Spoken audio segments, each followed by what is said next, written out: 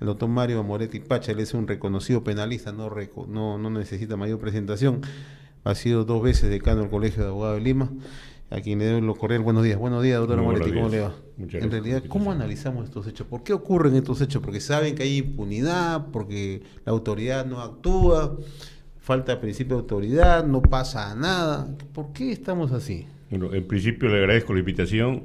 En segundo lugar, va un saludo muy especial a todos y cada uno de los abogados, porque hoy 2 de abril es nuestro día.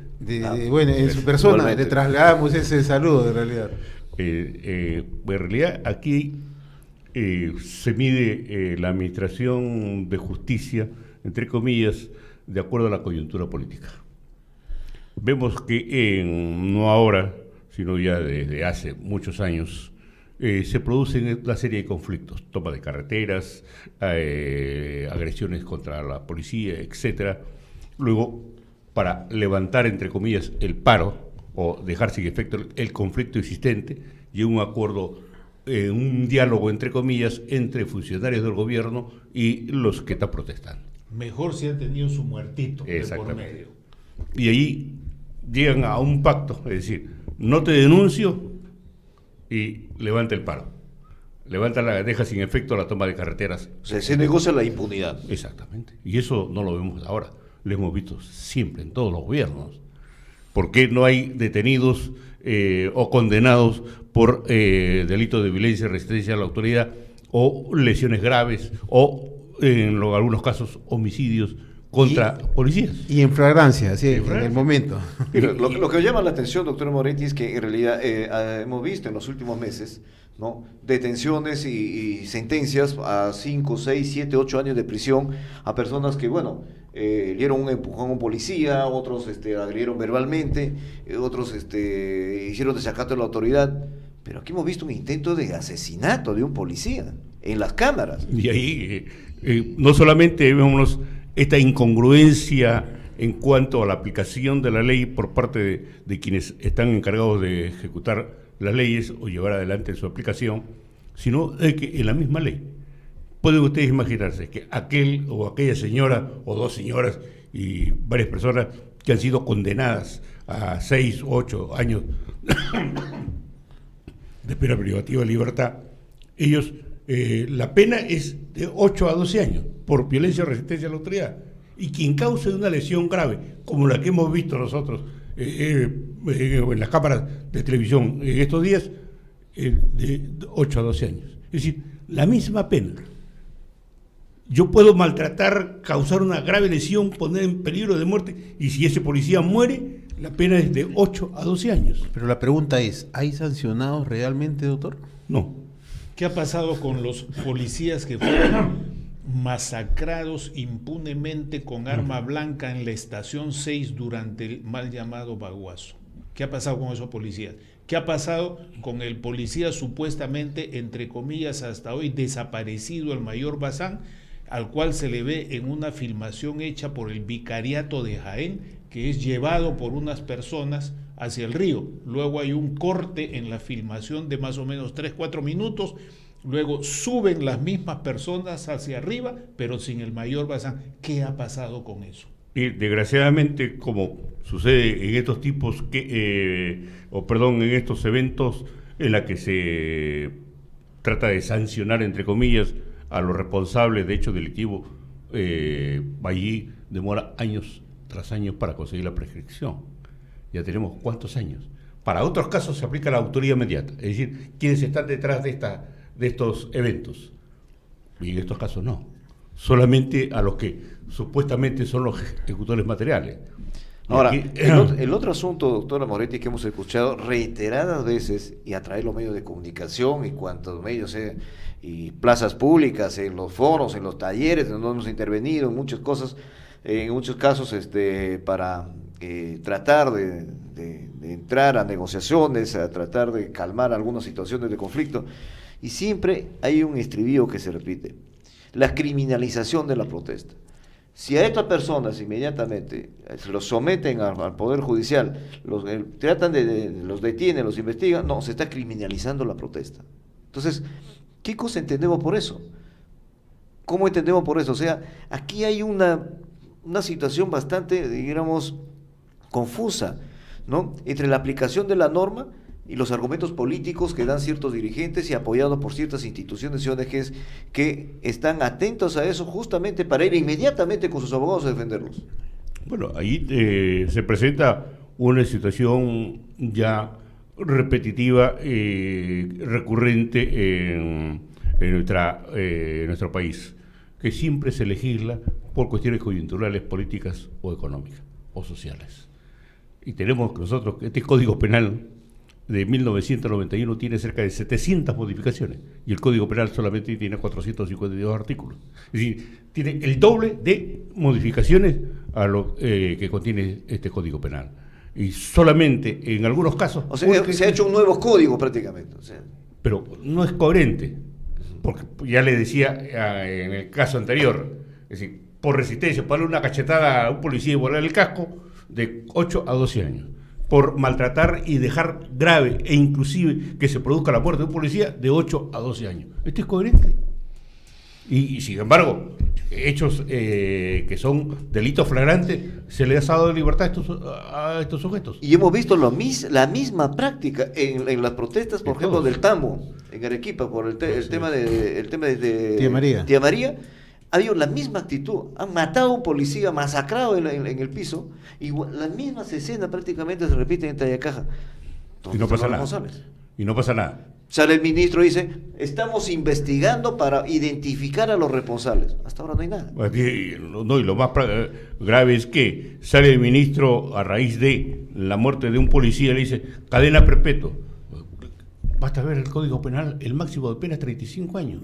Doctor, para que nuestros oyentes entiendan un poquito, en el caso, por ejemplo, de las imágenes que hemos visto en Tayacaja, ¿cuántos delitos se configuran en un solo hecho ahí? Allí lesiones graves, e inclusive, dada la magnitud y la intencionalidad de los autores, una tentativa de homicidio.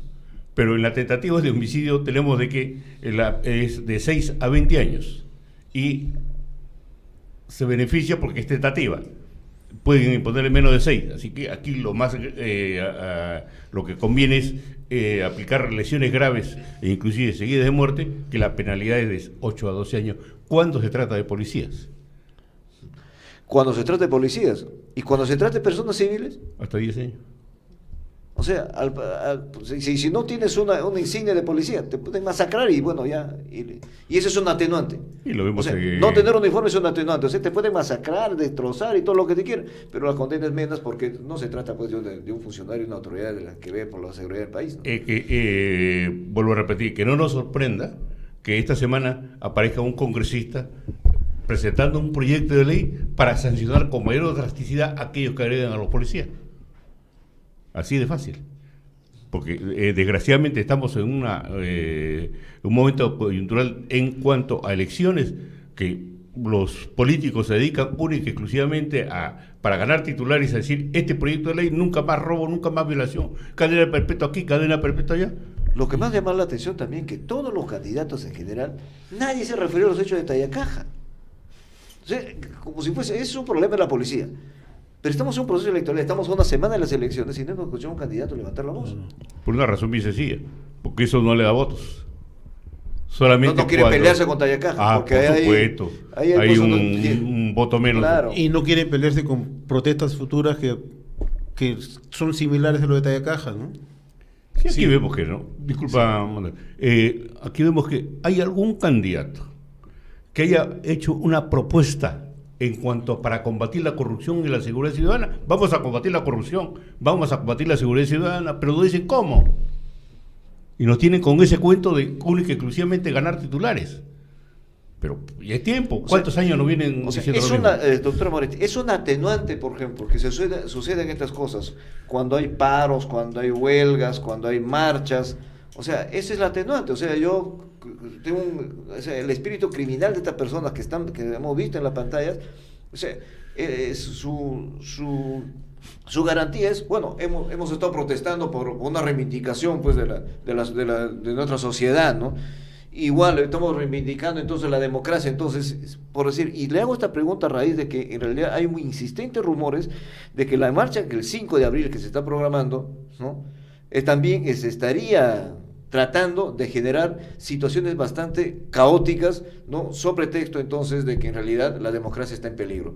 Entonces, va a ser, si suceden cosas de esa naturaleza, hay atenuantes también que puedan decir, bueno, hemos estado pues reivindicando la democracia, así que, bueno, se nos ha ido la mano un poco. De ninguna manera, y aquí es donde yo siempre he manifestado, ya es tiempo que se sancione a los que están detrás, a lo que en materia penal se dice el hombre de atrás, el autor mediato. ¿Quién es el que dirige? Él también tiene responsabilidad y la misma penalidad que le corresponde al autor material. El hecho de que verifiquen protestas, eso no significa que sean impunes o atenúen su responsabilidad, porque justamente, recuerden ustedes que el caso de La Parada, cuando masacraron a los policías, que no hay, hasta cuando yo sepa, no hay detenidos, masacraron a este policía, eso dio lugar a que se modificara el artículo 121 del Código Penal para los efectos de sancionar con mayor drasticidad de 8 a 12 años a los que lesionen a los policías. Doctor, y ahí surge exactamente una pregunta. Usted acaba de graficar el tema de lo que ocurrió en La Parada. La gente dice, yo he visto cómo han agredido, he visto cómo se han registrado los hechos de violencia. Y entonces se pregunta, y cuando llega a la Administración de Justicia no se hace nada. Entonces la pregunta es, oye, pero ¿qué más evidencia necesitan?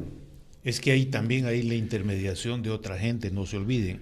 Hay ONGs, hay programas académicos, hay periodistas, hay académicos que justifican todas estas cosas y que inmediatamente las presentan mediante una serie de consultorías y de trabajos que están todos publicados. Yo no estoy inventando nada, eso está en la red. Hay una red de instituciones que justifican todo eso, echándole la culpa de una manera automática al gobierno, a priorística a la autoridad estatal, y diciendo que eso, corregir eso, impedir eso o reprimir eso es penalizar la protesta social. Ese es un factor que no se ha estudiado. Entonces ahí surge una pregunta. Y los gremios no se han pronunciado. En el Perú, entonces?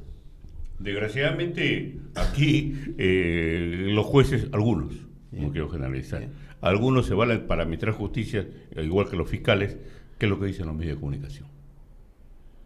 Van a ellos a resolver si dan una pena efectiva el juez o dan una prisión preventiva en algunos casos. Por cosas más simples, menos graves, vemos como hay gente que está purgando carcelería en estos últimos tiempos. Y sin embargo, en este caso, que es algo más objetivo, no puede ser. Este policía que ha sido masacrado, los autores están libres. No, pero hay cosas que eso nosotros lo vemos en Tayacaja, lo hemos visto, por ejemplo, en las protestas contra Tía María y contra Conga, y bueno, una serie de hechos que se han sucedido en los últimos meses y años en el país. Pero el otro día en las redes sociales estamos viendo que el hijo de un candidato a la municipalidad de Miraflores, porque pasó el camión que riega el jardín, y supuestamente había echado un poco de agua al carro de la mamá, sale con una piedra y empieza a ir a perseguirlo al chofer en el carro, le revienta la luna, intenta meterle la piedra en la cabeza al chofer, en Miraflores, en media calle, ¿no? Entonces, van a hacer la denuncia a la empresa que ha sido agredida y el trabajador de esa empresa que ha sido agredida, y la policía intenta cambiarle, en este caso la policía intenta cambiarle el atestado. O sea, ese es el tema. O sea, si nosotros nos escandalizamos por lo que vemos allá, lo estamos viendo en las calles, en Miraflores mismo, o sea, que en el centro, aquí en el corazón, una sociedad, un distrito mesocrático en Lima. Esto desgraciadamente sucede, y sobre todo en este delito de violencia y resistencia a la autoridad. Tengo un caso muy patente, con videos donde se ve que la policía no ha sufrido ninguna lesión, ni rotura de camisa. Sin embargo, lo condena a 5 años y 8 meses por lesiones y por rotura de una camisa. Y será el ministro inmediatamente arrancarse la vestidura. A la policía se la respeta, pero la policía respeta a los civiles. Y yo he sido objeto de maltratos, inclusive una amenaza de querían llevarme detenido a una comisaría, supuestamente por haber cometido una infracción. Después de discusión, cuando me identifico como abogado, el policía me dice, doctor, por ahí hubiésemos empezado. O sea que, si no soy abogado, me lleva detenido a la comisaría. Entonces, vemos nosotros que en esta aplicación de la ley de fragancia permite justamente esta clase de abuso, porque no da el derecho a probar, viola el derecho de defensa, viola la autonomía del Ministerio Público. Y aquí es fácil meter preso a la gente, después de presentar los videos por parte de la policía, y sin embargo no se examina ni se llega a establecer que la policía en muchos casos provoca a que uno reaccione de una u otra forma. O sea, la fragancia es de acuerdo al cristal con que se mire. Por supuesto. Lo hemos visto en Tayacá. Entonces se dice que van a viajar 6 fiscales para investigar. Oiga, ¿qué van a investigar ahí? Si el video. ¿Y dónde está el defensor de la policía, el procurador de la policía? No hay, si no aparecen ellos. Pero es grave. Una pregunta, Mario. ¿Qué papel juega en todo esto y en concreto frente a este tema, qué papel ha jugado la Defensoría del Pueblo? Hasta el momento no ha hecho no ha manifestado ni un pronunciamiento sobre este particular. Bueno, no sobre este particular, durante todo este tema. Hemos visto que ha habido agresiones a pedradas a candidatos en las plazas públicas, han impedido el libre ejercicio entonces de la transitabilidad en el país, han bloqueado carreteras. No sé qué ha pasado con la Defensoría, o sea, estas instituciones pero son bastante selectivas también para sus pronunciamientos, ¿no? Claro, yo recuerdo que cuando estuve en el decanato, uno de los últimos pronunciamientos en octubre y noviembre del año pasado fue justamente para que el Congreso aprobara las modificaciones que solicitaba el Jurado Nacional de Elección de la OMPE y a RENIEC. Ya vemos las consecuencias. Problemas en cuanto a la administración de justicia, problemas contra la policía, ahí teníamos un pronunciamiento del Colegio de Abogados. Ojalá que el decano lo haga. Porque hasta el momento también tenemos que, y justamente una de las medidas que tomé fue restablecer la institucionalidad del Colegio de Abogados, que muy venida menos en estos últimos años. Se critica mucho también, doctora Moretti, por ejemplo, cuando un hecho flagrante así, por ejemplo, existen violaciones, existen robos, existen asaltos, todo, y la población ve con preocupación que, bueno, en algunos casos se da mucha celeridad, ¿no?, a los procesos, se sentencian y listo. Pero en algunos casos, ante hechos flagrantes también, ven que se van tranquilamente a su casa. Hoy día el periódico Perú 21 señala su portada, por acá lo tenemos, ¿no?, que hay, a ver, aquí está, hay 56 asaltantes y 31 violadores bajo arresto domiciliario. ¿Esto es correcto, doctor Moretti? No, lamentablemente esto no es de ahora. En la época en la que se planteó un habeas corpus en el caso de Wolf sobre detención domiciliaria, porque tenía más allá del tiempo razonable con detención domiciliaria, ¿cuál fue la conclusión del Tribunal Constitucional? Tenemos 56 casos con arresto domiciliario. Y la ley señala que solamente procede a arresto domiciliario cuando la persona tiene más de 65 años, y siempre y cuando que tenga una enfermedad grave, una persona embarazada, una persona que no tenga capacidad de desenvolverse dentro de un ambiente carcelario. Pero sin embargo aquí se aplica la detención domiciliaria para cubrir una ineficiencia en cuanto a la administración de justicia, porque se venció el plazo de la investigación y para no darle libertad, porque así señala la ley, vencido el plazo, se le da inmediata libertad, lo ponen en detención domiciliaria. ¿Y qué es lo que está sucediendo? Que salen con acuerdo con la policía, o que los custodia, o evadiendo por otros lugares, y se van a registrar robos agravados, violaciones. De tal manera de que aquí tenemos un problema que tiene su origen en lo que llamamos nosotros una sobrecarga procesal, una sobrecarga en cuanto a personas que permanecen internados en los centros penitenciarios, más de 80.000, es decir, y más del 50% solamente con prisión preventiva, sin haber sido objeto de una sentencia condenatoria. Ahí tenemos la consecuencia de que justamente para evitar que salgan en libertad, como señala la ley, le disponen el arresto domiciliario. Y si hay el caso de violación al violador, arresto domiciliario, ¿dónde? En la misma casa donde está la niña que ha sido violada. Qué aberrante. Es absolutamente preocupante, pero lo que le decía también es que, o sea, la población ve con estupor a veces que así personas que han delinquido directamente salen, o sea, van y el fiscal lo deja en libertad. Ahí yo considero, y en una entrevista que me hicieron hace 10 días, justamente manifestaba, y es tiempo, denunciemos a los malos fiscales, denunciemos a los jueces, que justamente situaciones como esta, o fiscales que no investigan, entre comillas, porque hay dinero de por medio, no cumple con su labor, pues denunciarlos penalmente.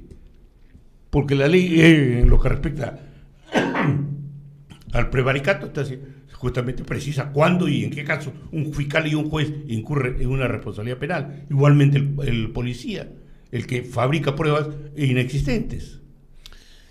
Doctor, ¿y por qué en los casos como de Tallacaja, donde existen evidencias, donde existen registros, no se aplica, digamos, por qué no se hace con rapidez, mejor dicho, de manera sumaria?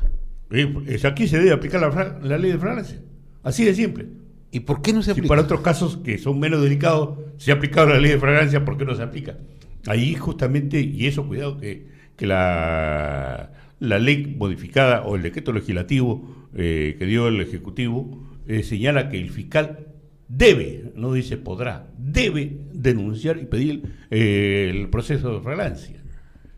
Algo que yo no estoy de acuerdo, porque viola la autonomía del Ministerio Público, pero así está la ley. Lo que se alega, por ejemplo, los fiscales, generalmente cuando se han producido estos temas y ha habido mucha reacción de la opinión pública protestando por estas cosas, he dicho, bueno, pero ¿qué cosa quiere que haga cuando me traen un atestado que no me está señalando claramente las pruebas, ni está de acorde con el ordenamiento legal? Por eso le digo de que allí es necesario que ya intervenga la inspectoría de la policía. Porque en muchos casos, y lo conozco con pleno conocimiento de mi ejercicio profesional, atestado que no tienen pruebas. ¿Cómo se va a condenar a alguien? ¿Cómo se va a dictar una medida de prisión preventiva sin pruebas? Y la policía, y cuidado, disculpe, sale el ministro del Interior a decir, nosotros aquí ponemos el pecho, detenemos y es la Fiscalía y el Poder Judicial quien nos lo pone en libertad. ¿Y dónde está el truco entonces? Desde el inicio. Bueno, y hay algunos malos policías que dicen, ¿cómo quieres? Blanco es inocente, plomo a medias, o negro culpable. Así no se puede. ¿A ese nivel hemos llegado? Bueno. Increíble. Inclusive, volviendo al tema de la Defensoría, perdonen que insiste en este asunto, pero no se toca. Hay una Defensoría especializada que mira el comportamiento de la autoridad en el ejercicio de la función pública, tanto en la administración corriente como en la administración propia de justicia. Y sobre esto tampoco tenemos ninguna información. Entonces, a veces llevan a uno a pensar, como decía un viejo literato, que tenemos muchas instituciones de existencia forzada. ¿Vamos a tener que simplificar esta institucionalidad? ¿Cómo lo ve usted? Para mí sí, en realidad estas instituciones, lejos de aclarar el panorama delictivo, vemos nosotros como alegremente se dicta en estos momentos el estado de emergencia en el Callao, porque ya sabemos dónde están los sospechosos de delitos graves. Si yo tengo la sospecha dónde están, ¿por qué no lo detuvieron antes? Y sobre todo cuando hay una situación desde el punto de vista legal en la que la policía se dirige al fiscal y el fiscal al juez y el juez dispone de la detención de esa persona, aun cuando no estuvieran en flagrante delito. ¿Por qué los 6? Yo, delincuente, me digo que van a decretar el estado de emergencia y yo sé que me van a detener, ¿me voy a quedar allí para que me detengan? No puedes. Así, con estas medidas efectivas, nunca vamos a conseguir nada. O sea, doy un pasito nada más, una cuadrita, camino más, ya estoy en San Miguel, o por el otro lado ya estoy en el cercado de Lima, ya no me pueden, por supuesto, ya estoy fuera de la jurisdicción. Exactamente. Ya no me aplica la emergencia.